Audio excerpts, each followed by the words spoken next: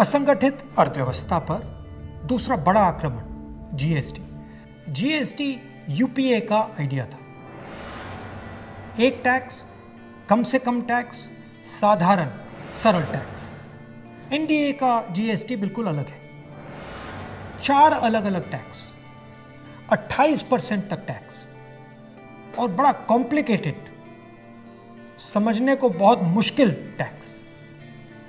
जो small and medium businesses हैं वो इस टैक्स को भर ही नहीं सकते और जो बड़ी कंपनियां इसको आसानी से भर सकती हैं वो 5, 10, 15 अकाउंटेंट्स लगा सकते हैं। ये 4 अलग अलग रेट क्यों हैं?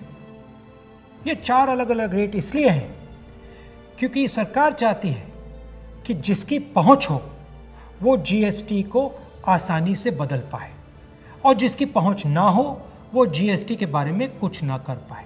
पहुंच किसकी है? हिंदुस्तान के सबसे बड़े 15-20 उद्योगपतियों की पहुंच है। तो जो भी टैक्स का कानून वो बदलना चाहते हैं वो इस जीएसटी रेजीम में आसानी से बदल सकते हैं। और एनडीए की जीएसटी का नतीजा क्या है कि आज हिंदुस्तान की सरकार स्टेट्स को जीएसटी का पैसा ही नहीं दे पा रही है। प्रदेश एम्प्लॉइज को, टीचर्स को पैसा नहीं दे पा रहे। तो जीएसटी बिल्कुल फेल है, मगर ये सिर्फ फेल नहीं है, ये एक आक्रमण है गरीबों पर, स्मॉल एंड मीडियम बिजनेसेस पर। जीएसटी टैक्स की व्यवस्था नहीं है, जीएसटी हिंदुस्तान के गरीबों पर आक्रमण है।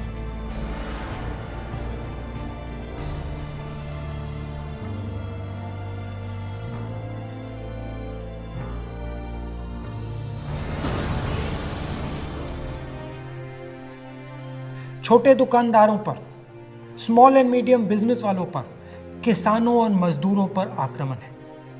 हमें इस आक्रमण को पहचानना पड़ेगा और मिलकर एक साथ इसके खिलाफ हम सबको खड़ा होना पड़ेगा।